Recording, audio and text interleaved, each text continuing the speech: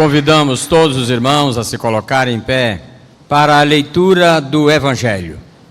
Evangelho segundo João, capítulo 15, versículos 9 a 14. Como o Pai me amou, também eu vos amei, permanecei no meu amor.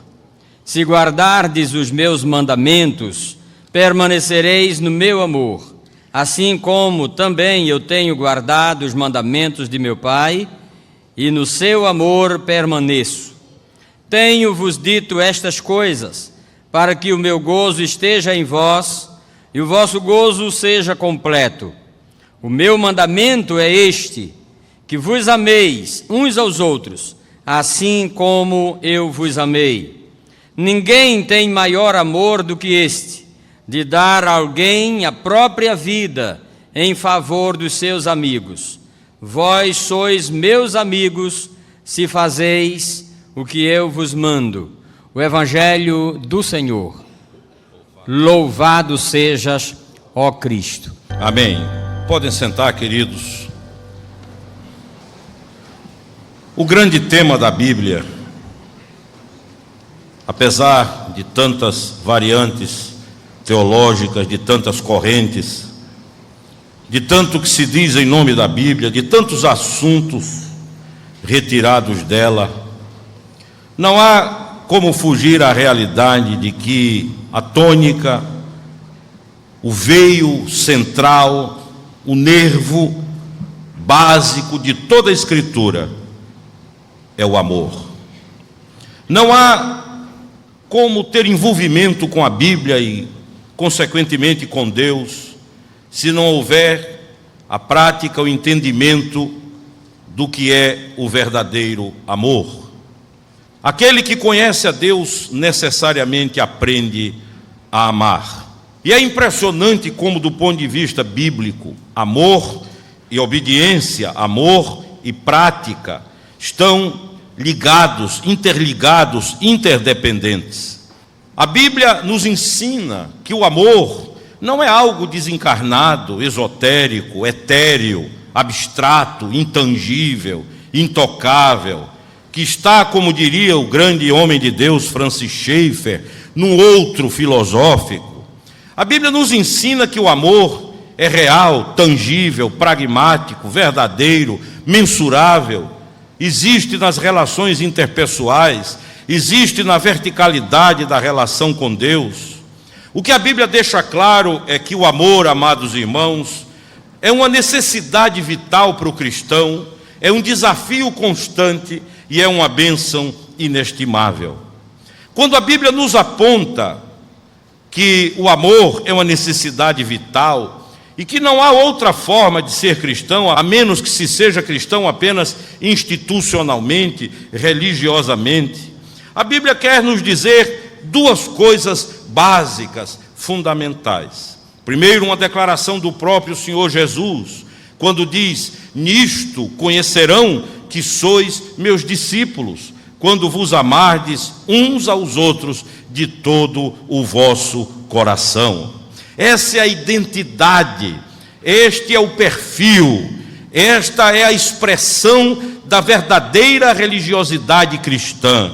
Nisto conhecerão, nisto o mundo saberá. Não é pelo acúmulo de doutrinas, não é pelas informações teológicas, não é pela força institucional, embora não haja nenhum mal nisso, nessas coisas, mas o Senhor Jesus diz: o rosto, o meu jeito, a minha face, se vocês querem ser anunciadores da minha graça, do reino que jamais terá fim, amem, e assim vocês serão conhecidos no mundo. Isso porque apenas o cristianismo trabalha o verdadeiro amor.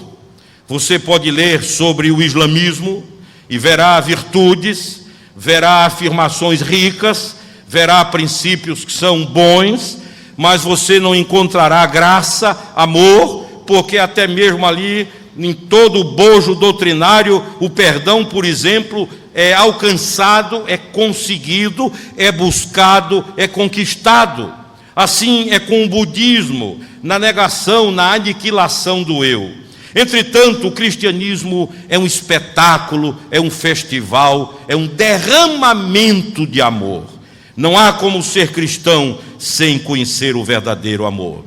E a segunda afirmação fundamental da Bíblia sobre o amor é aquela que diz assim: aquele que não ama não conhece a Deus, porque Deus é amor. Quem não ama não conhece a Deus. Essa é uma forma prática de aferição do conhecimento de Deus na nossa própria vida. A capacidade que temos de amar, a capacidade que temos de nos envolver, a capacidade que temos de uma autodoação, é essa coisa que deve aferir, verificar o nosso nível de espiritualidade. A plenitude do Espírito Santo se dá quando alguém ama. O que caracteriza um cristão cheio do Espírito Santo não são prioritária e necessariamente dons, práticas, assim, mas são prioritária e necessariamente os frutos que se resumem no amor. Alguém pode ter dons espirituais e não ter amor. Nós sabemos disso. Ao longo de 31 anos de ministério, pude constatar com tristeza que algumas das pessoas mais duras de coração, mais difíceis de perdoar, as rochas mais firmes que encontrei em corações humanos, lamentavelmente, elas surgiram no coração de pessoas que praticavam dons espirituais. Por isso, nos ensina a própria igreja de Corinto, amados irmãos, que a essência da vida cristã e a plenitude do Espírito Santo se dá quando aprendemos a amar. Observem o que ensina Paulo no capítulo 5 de Efésios, entrando pelo capítulo 6, quando ele diz: maridos, amai as vossas mulheres, mulheres sede submissas, pais, não irriteis os vossos filhos, filhos, obedecei aos vossos pais, patrões, não oprimam seus empregados, empregados, não trabalhem somente à vista dos seus patrões. Isso tudo tem a ver com um contexto cuja premissa é a plenitude do Espírito Santo. Pois lá no verso 18 do capítulo 5 ele diz: não vos embriagueis com vinho, no qual há dissolução, mas enchei-vos do Espírito Santo. E a partir daí ele começa a sinalizar, a balizar os passos que nos levam a uma vida plena, cheia, repleta, encharcada, completamente vazada pelo Espírito Santo de Deus. Amém? É isso que a Bíblia diz. Interessante é que a palavra que diz enchei-vos, esta palavra cheio, é a mesma palavra grega coberto de lepra. Aquele que é cheio do Espírito Santo, a ideia que a Bíblia transmite, é aquele que está por dentro como o leproso está por fora. Assim como o leproso está coberto pela lepra por fora, num sentido antagônico, oposto, mas na mesma intensidade, deve o cristão estar cheio do Espírito Santo. E os cristãos que se notabilizaram na história foram homens e mulheres que amaram acima de qualquer coisa. Até mesmo não cristãos, mas que praticaram essa virtude cristã, se tornaram notáveis na história, como é o exemplo de Gandhi. Todos sabem da influência do cristianismo na sua vida, quando viveu parte de sua existência na cidade de Londres. E aqueles que ousaram como cristãos saírem do gueto, da discussão doutrinária, da briga mesquinha, de usos e costumes, mas que alçaram um voo no universo do amor, como Luther King, como tantos outros, esses se tornaram notáveis e marcaram para sempre a história da humanidade. Queridos, a pessoa que precisa ser amada pode estar ao nosso lado no banco da igreja. A presença, a frequência, as práticas, o exercício de um ministério, de uma atividade, não quer dizer que necessariamente essa pessoa não precise de amor. Porém, ela pode estar também caída na calçada ali fora. Eu já contei aqui a história de Geraldinho, um ex-viciado, que converteu-se na Igreja Batista de Lagoinha, quando era pastor, o reverendo Reuel Feitosa. E depois que Geraldinho firmou-se na fé, ele foi dar o seu testemunho de conversão. E ele disse para aquela igreja, uma igreja enorme, que estava plena naquele domingo de manhã, ele disse: muitas vezes após os cultos, quando vocês saíam por aquela porta, eu estava deitado, drogado, ali na frente do templo.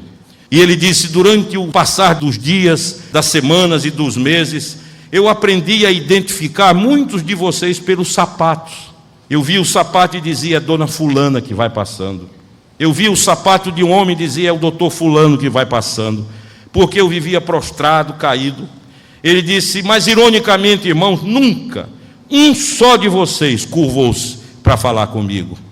Jamais um daqueles donos de sapatos bonitos que passavam à porta do templo chegou a parar para conversar comigo e para falar do amor de Deus. Eu nunca soube que Deus me amava. Ao contrário, eu pensava que Deus tinha ódio de mim. Eu achava que pelo estilo de vida que eu levava, Deus queria mais é que eu fosse para longe, para distante, que sumisse. Mas alguma coisa me dizia, contava Geraldinho, que aqui, nesse lugar, a verdade estava sendo pregada e que alguém um dia iria curvar-se, ter o trabalho de baixar-se à saída de um culto para me falar do amor transformador do Evangelho e do reino do nosso Senhor Jesus Cristo. A pessoa que precisa ser amada pode estar dentro de casa, talvez já viva com você há 10, 20, 30 anos. Às vezes nós começamos a pensar que o costume e o hábito substitui o afeto. Pensamos que o fato de estar junto já é uma verdade tão absoluta que os carinhos, as afeições, os afagos são dispensáveis. Ou numa linguagem mais acessível, os cafunés da vida. Pessoas que estão juntas há 30, 40 anos ainda são dependentes de afeto, de afago, de carinho, de cafuné, de um toque, a magia do toque que o tempo não substitui, a magia do toque que a convivência prolongada não substitui. São expressões poderosas, vitais, necessárias, indispensáveis do amor por alguém. Essa pessoa pode estar dentro de casa, às vezes o pentear do cabelo de um filho, às vezes a expressão de bom gosto que é vista no trajar da esposa e que precisa da verbalização por parte do esposo, são expressões de amor. A pessoa que eu preciso amar pode estar se divertindo comigo, brincando, no entanto, por trás do riso, da gargalhada, da brincadeira, da diversão, por dentro de tudo isso pode estar uma alma em chagas, ferida, partida, achatada pela dor, pelo maltrato, pela incompreensão, pela suspeita, pela desconfiança, pelas indiretas, pelas chocarrices, pelas palavras que vão demolindo, não conseguem demolir de uma vez, mas cada palavra, cada indireta, cada seta enviada arranca um pedaço da vida e vai desconstruindo o ser que um dia entregou a você a própria vida e se abandonou em confiança nos seus braços para o resto da existência. Há inimigos reais para o amor. Há inimigos verdadeiros que nós precisamos estar atentos a eles. Eu quero citar 3 categorias de inimigos para a prática do amor. Primeiro, as avaliações bipolarizadas que fazemos. Nós somos uma sociedade, até mesmo nós os cristãos, que tem uma influência muito grande de 3 pensamentos. O pensamento de Aristóteles, com seus departamentos estanques, o pensamento maniqueísta, onde tudo é 880, ou é de um jeito ou de outro, ou o pensamento cartesiano, que é linear.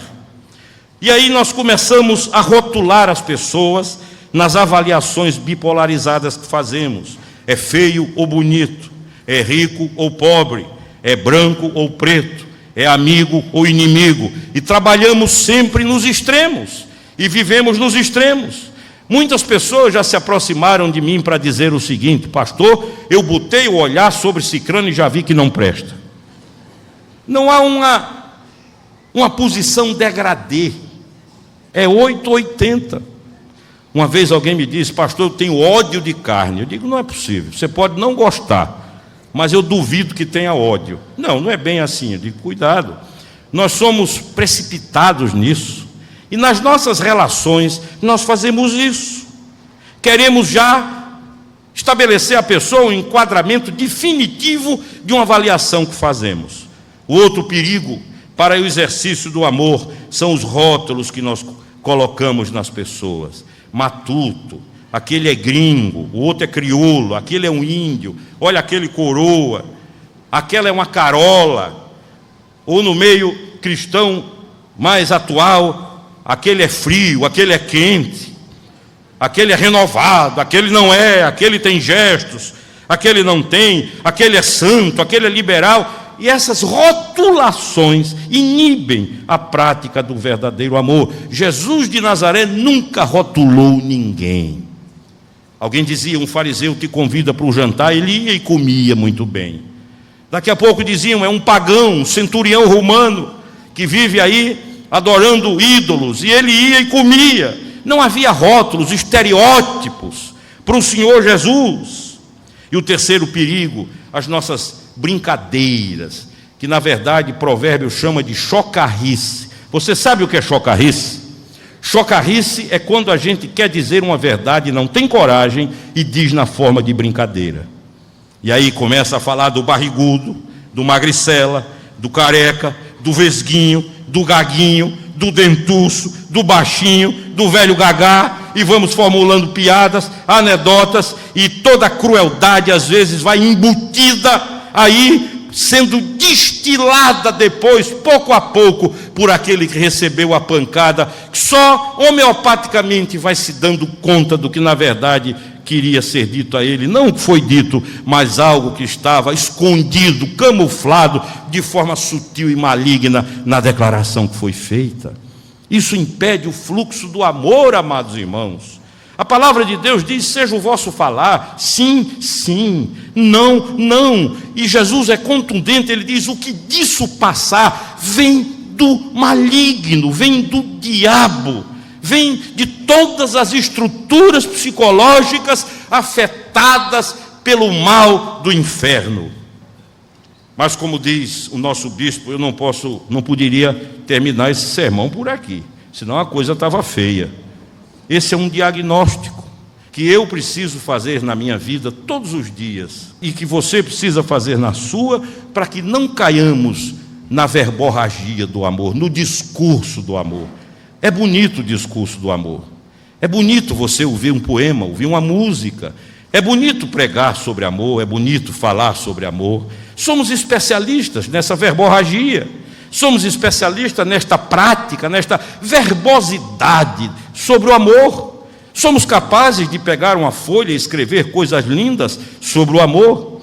O que precisa na nossa vida para que sejamos homens e mulheres cheios do Espírito é que este amor se encarne, se torne carne, sangue, músculo, olho, cabelo, tome jeito de gente, rosto de gente. É preciso que esse amor encha a nossa vida e vaze pelos poros para atingir a vida do outro. E amor do ponto de vista cristão, que não olha quem merece, que a pessoa a ser amada não precisa de cadastro, não precisa ter uma ficha preenchida, não precisa ser bom no Serasa da vida, no SPC da vida. E lamentavelmente é uma espécie de SPC evangélico que é mais cruel do que o outro, que cadastra aqueles que não devem ser contemplados, que relaciona aqueles que estão queimados, que elimina da nossa área de atuação aqueles que aos nossos olhos não são merecedores, enquanto pregamos a graça. O amor cristão é gratuito, espontâneo, verdadeiro, não se preocupa com o merecimento, não exige cadastros, ele é porque é, em nome de Jesus. A pergunta é, como praticar esse amor? Como fazer com que esse amor seja palpável, tangível, deixe de ser esotérico, deixe de ser abstrato, deixe de ser desencarnado. Em primeiro lugar, agindo com generosidade. Nós precisamos aprender a generosidade na nossa vida. Gente generosa, gente bondosa, gente suave no trato, suave no falar, suave no agir, gente que é aberta para doação, gente que se entrega, que dá não apenas o que tem, porque isso não é tão prioritário como o dar-se a si mesmo, como entregar-se a si mesmo. Deu a sua própria vida, mas Deus prova o seu amor para conosco, em que Cristo Jesus entregou a sua própria vida por nós, sendo nós ainda pecadores. Em segundo lugar, esse amor se torna real quando nós aprendemos a socorrer.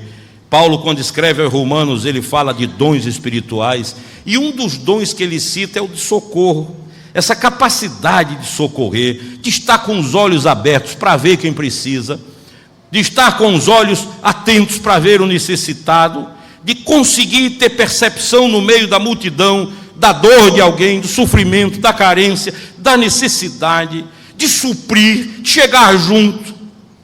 Eu tive um amigo muito grande no ministério, pastor de uma grande igreja, iniciada por ele quase, e durante 25 anos ele foi o único pastor e foi o único ministério da vida dele, Mauro Israel, da primeira igreja batista de São Gonçalo, no Rio. E ele precocemente, aos nossos olhos, morreu, vitimado por um tumor no cérebro. Mas todo o ministério de Mauro se resumia numa frase que se tornou célebre: chegar junto. Ele dizia para mim: evangelho é chegar junto, é dividir com o diabo, é chegar colado, é o irmão que sofre, que chora, é a irmã que vive as suas agonias diárias, saber que eu estou aqui para chegar junto, haja o que houver, dê no que der, não importa a cara feia, o rosto do inimigo, venha ele de onde vier, que ele se expresse da forma que se expressar, eu quero, dizia Mauro, é chegar junto. Quem ama, chega junto com o filho, chega junto com a esposa, com o esposo, chega junto com os pais, chega junto com os irmãos. Não há que discutir razão, porque quem ama não precisa de explicações, quem ama não precisa de demonstrativos lógicos, racionais das coisas que foram feitas. Quem ama, ama. Quem ama apenas comparece, está junto, está ali, como expressão de Deus, não para buscar nenhuma justificação de coisas que foram feitas ou estão sendo feitas, mas quem ama, ama, porque não há outra forma de servir a Deus a não ser amando. Em terceiro lugar, encorajando. Quanta gente precisa aprender a encorajar? Há pessoas que são o oposto, são aqueles que se especializaram em dar o tiro de misericórdia. Se eu fosse usar uma linguagem bem popular, eu dizia: são os pistoleiros da desgraça. São aqueles cuja última palavra é sempre a desgraça. A pessoa já vive uma dor, uma agonia, uma dificuldade, aí chega alguém, o sofredor diz: ah, lá vem fulano, agora eu vou ter alívio. Aí vem uma palavra que destrói, vem o último tiro, vem a palavra que desanima. E há muitas pessoas que vivem estragando prazeres na vida dos outros. A Bíblia diz que nós devemos ser encorajadores. Anima-te, levanta-te, ergue-te, vamos em frente. Jesus de Nazaré amou encorajando, estimulando, despertando nas pessoas o poder de reação, de vitória, de encarar, de brigar, de olhar para frente, de avançar na vida, de estar junto para topar o que vier. Encoraje os seus irmãos. Olhe para o seu irmão, para a sua irmã. Não seja você uma música de Wagner, pessimista, aquelas trovoadas wagnerianas. Seja você otimista, seja você alguém que chega junto para dizer: nada está perdido, não está vencido, você não foi derrotado ainda há chance, ainda que seja diante de um túmulo existencial, diga: essa pedra vai voar e você vai renascer para a vida em nome de Jesus. Isso é amar. Em quarto lugar, ame sendo benigno. Isso é, as suas avaliações primárias sejam boas, nunca mais. Não comece primeiro desconfiando, dê o crédito e deixe que a pessoa administre o crédito que você dá. A benignidade é uma bênção na vida de quem aprende a ser benigno. Benigno é aquele que pensa para o bem, é aquele e aquela cuja engenharia da mente trabalha para o bem. E aí é mais agradável, saudável você sofrer decepções porque foi benigno do que se encher de razões porque foi maligno. É melhor você fazer como muitos servos de Deus fizeram na história, que manifestaram seu amor através da benignidade. Eu ainda creio, eu ainda invisto, eu ainda aposto em você, eu ainda acho que vai, eu ainda estou disposto a caminhar, vamos lá, vai dar certo, você vai vencer. Em quinto lugar, ame sendo prestativo, aprendendo a ser alguém que serve, não apenas alguém que pede. Nós somos de uma cultura que pede muito. Aliás, quando falamos em oração, geralmente pensamos em pedidos. Mas a vida cristã é, sobretudo, a vida do serviço. Devemos servir uns aos outros. Há formas tão simples de prestar serviços. Eu li a respeito de uma senhora que ganhou os vizinhos para Cristo, sem uma palavra, sem pregar, sem dizer nada, sem ser aquela mulher impertinente que vivia falando de igreja.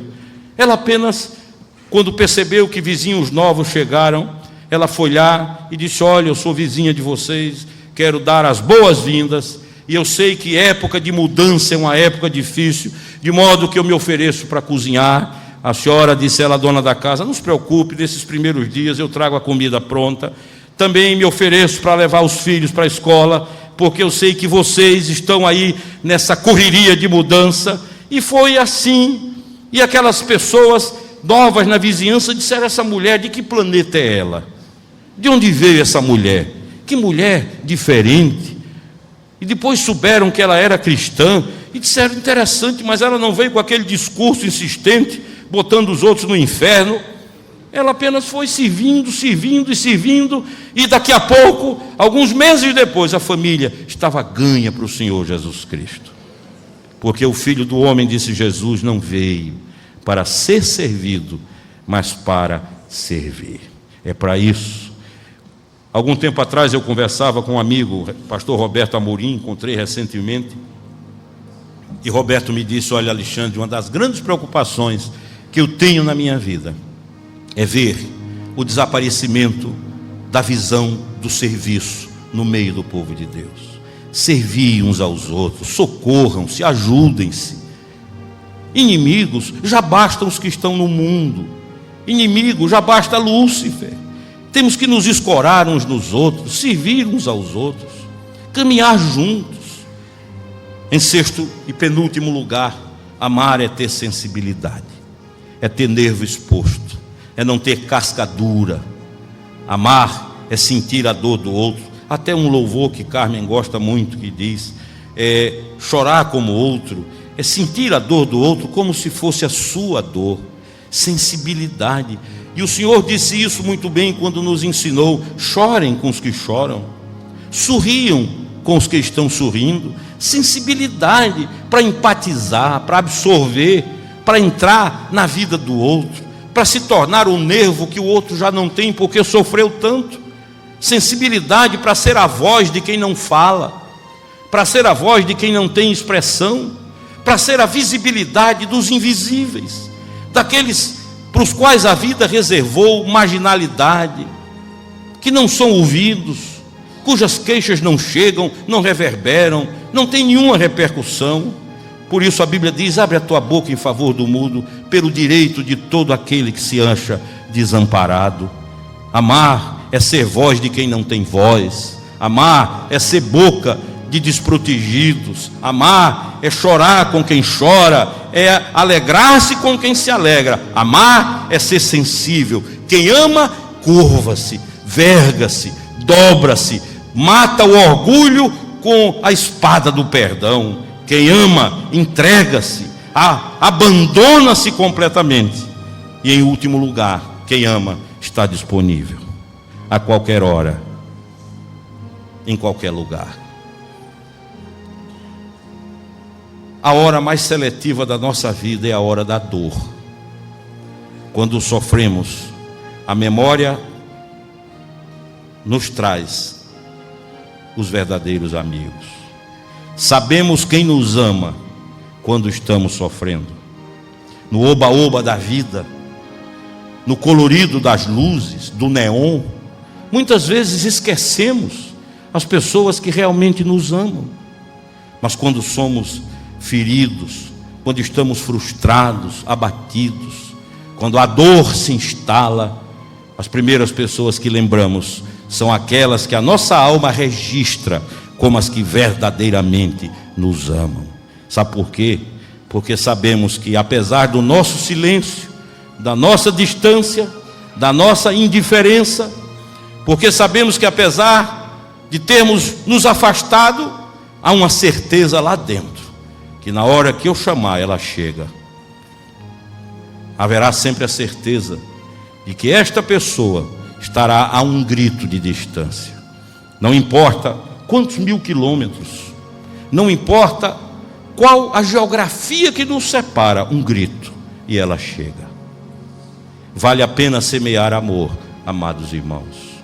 E não há como o mundo nos conhecer como cristãos. Não serão os milagres operados, os sinais e prodígios, os sermões incendiados, não serão os nossos múltiplos ministérios, não será o corre-corre da vida cristã, não será a prática de dons, e eu creio na contemporaneidade dos dons, mas não é profecia, língua, dons. O que vai nos tornar diferenciados é quando nos amarmos de todo o nosso coração. Aí o mundo vai olhar para mim e para você, e o mundo vai dizer: aquele e aquela, eles têm o jeito, o perfil, a cara de Jesus de Nazaré. A forma como ele fala, como ele anda, denotam que eles estiveram com Jesus de Nazaré. Isso é o amor.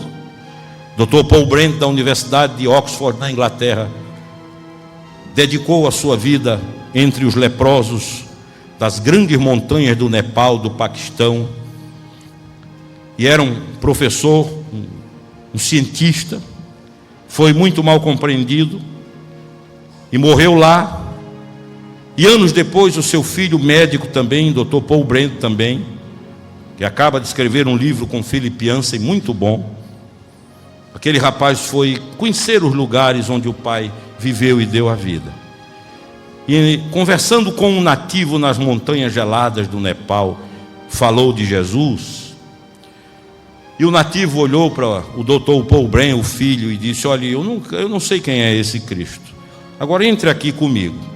E levou o Paul Brent para a sala de casa. E havia na parede uma foto, e quando Paul Brent olhou, teve um choque. Era a foto do seu velho pai, já falecido.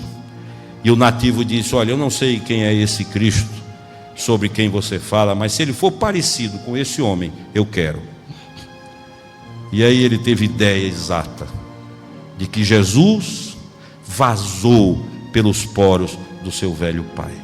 Amor, amor. Porque João 3,16 diz assim: porque é a maior causa, Deus o maior ser, amou o maior sentimento, de tal maneira o maior grau, que deu o seu Filho unigênito, a maior dádiva, para que todo aquele que nele crê, o maior alvo, o maior objetivo, não pereça, mas tenha vida eterna, a maior consequência.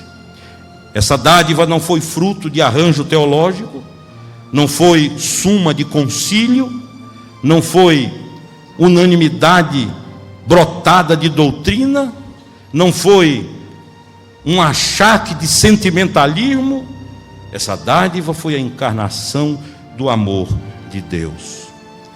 Eu quero lhe dizer, concluindo nessa manhã, que o amor precisa ter rosto, o amor precisa ter braços, o amor precisa ter gestos, o amor precisa ter tangibilidade, visibilidade. Declarações não alimentam. Você não vai matar a fome de um faminto com lindas declarações de amor. Declarações não aquecem alguém que padece de frio. Declaração não anima. Esse verbo precisa ser encarnado, precisa ter dimensões. Os seus braços precisam ser os braços de Deus, seus olhos, seu rosto, a expressão de sua face precisa ser para o sofrido a expressão de Deus. Jesus é o amor encarnado, é o verbo feito carne, é a palavra consequente. Jesus nos ensina que aquele que não ama ao seu irmão, a quem vê, não pode jamais amar a Deus a quem não vê. Ele é direto. Há um homem que influenciou muito minha vida, foi diretor do Palavra da Vida para toda a América Latina, Harold Heimer. E a conversão de Harold se deu numa esquina de uma grande cidade americana, quando ele passava ainda na juventude, no vai e vem da vida, e uma mulher pregava. E ele parou instintivamente, exatamente na hora que ela dizia, jovem, para alguns jovens: Deus não tem braços, Ele precisa dos seus braços. Deus não tem pernas, Ele precisa das suas pernas. Ele não tem rosto, Ele precisa do seu rosto. Ele não tem corpo material, Ele precisa do seu corpo material. E o Espírito Santo pegou essa palavra e fulminou abençoadamente a vida de Harold. E ali numa esquina, quase a hora do almoço, no barulho, o trânsito, o vai e vem, anônimos, Harold teve o grande encontro de sua vida e silenciosamente disse: Senhor Deus, eu quero que meus braços sejam os teus braços, eu quero que minhas mãos sejam as tuas mãos, eu quero que os meus olhos sejam os teus olhos, eu quero que minhas pernas sejam as tuas pernas, eu quero que o meu corpo seja teu corpo. Usa-me, entra, habita, limpa, lava, purifica, remove, arranca, extirpa. Faz o que é para ser feito. Mas eu quero de hoje em diante, disse Haroldo, ser a expressão do teu amor para com a humanidade caída. E tem sido assim. Até há poucos anos, quando ele aposentou-se para um merecido descanso, não há como contabilizar a quantidade de vidas que Harold Heimer levou a Jesus e ao reino de Deus. Queridos, nisto conhecerá o mundo que sois meus discípulos, quando vos amardes uns aos outros de todo o vosso coração. Curva a sua cabeça. Eu sei que todos aqui temos alguém que precisa ser amado urgentemente, e de preferência alguém que não mereça, alguém que nos dê todas as razões para não ser amado, ou quem sabe alguém a quem um dia dissemos eu te amo, mas que os anos criaram uma crosta e que nós precisamos hoje recomeçar a amar, não com frases, mas com atitudes. Isto significa, quem sabe, sair daqui hoje com a decisão do coração, dizendo: eu quero ser cheio do Espírito Santo, por isso eu quero ser cheio do amor de Deus.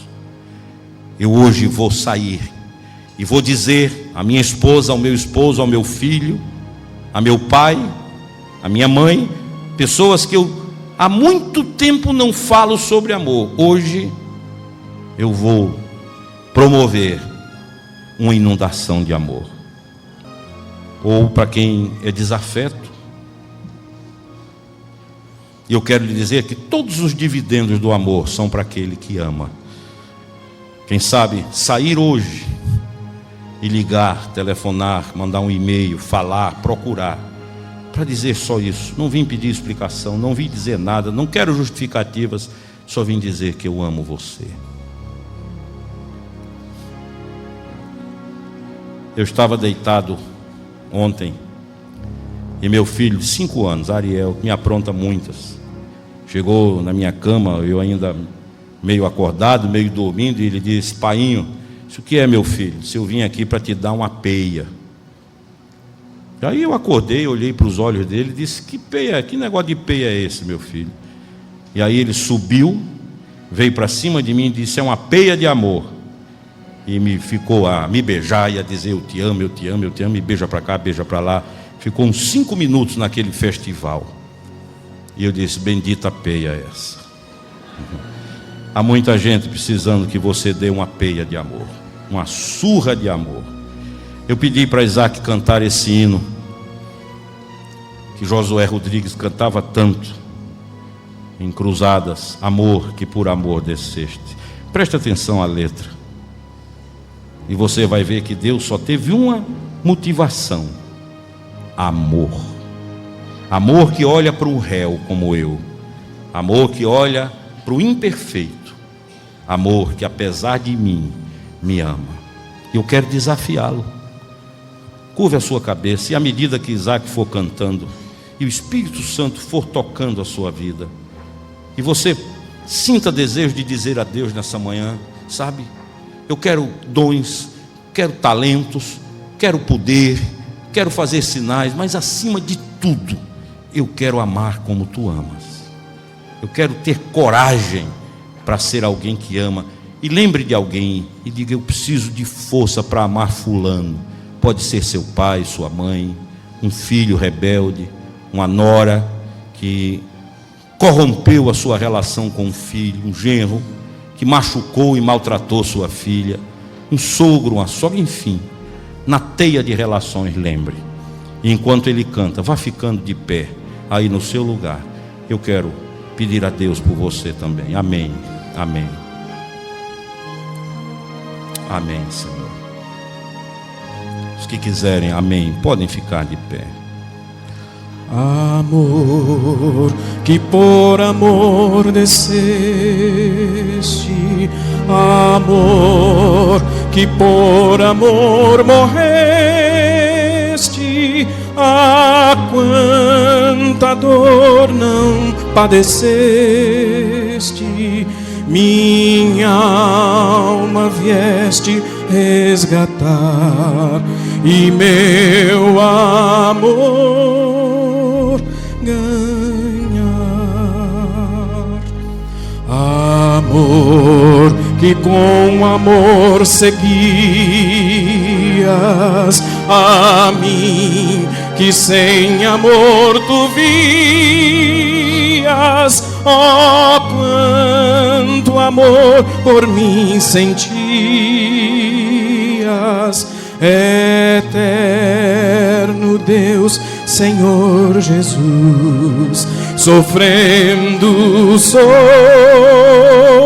a cruz. Amor que tudo me perdoas, amor que exaltas e abençoas, um réu a quem tu te afeiçoas, vencido, ó Salvador, por ti, teu grande amor senti. Amor sublime que perduras, que em tua graça me seguras, cercando-me de mil venturas. Aceita agora, ó Salvador, o meu humilde amor. Pai, nós olhamos para a cruz, e o que os nossos olhos veem ali não é apenas agonia, sofrimento, sentença. O que os nossos olhos veem de forma limpa e clara é a maior expressão de amor que alguém já deu neste universo. A cruz é uma declaração do teu amor por nós, desse amor consequente, encarnado, tangível, visível, amor que tem olhos, rosto, cabelos, nariz, braços, pernas, amor que abraça, que chama, que perdoa de fato. E nós queremos suplicar nessa manhã que tu nos faças cada dia o povo do amor. Nós queremos ser conhecidos como o povo que ama, aqueles que são encurralados pelo amor e que não veem outra saída na vida a não ser amar. Supre agora todos os que estamos diante de Ti, Senhor, e que precisamos amar. Às vezes as pessoas mais carentes estão tão perto, ao nosso lado, dentro de casa, nas nossas relações mais pessoais. Pedimos que esta seja a manhã do reacender da chama do amor em nossa vida, e que nada apague esse desejo, e que nós, como bem o diz a letra deste hino que foi cantado, que somos réus a quem o Senhor se afeiçoou por amor, sejamos afeição, afeto, aconchego, acolhimento, ninho, braço, colo, carinho para aqueles que precisam. Faz isso para a Tua glória e para o engrandecimento do nome que é sobre todo nome, o nome de Jesus de Nazaré. Pedimos assim, amém, Senhor, amém.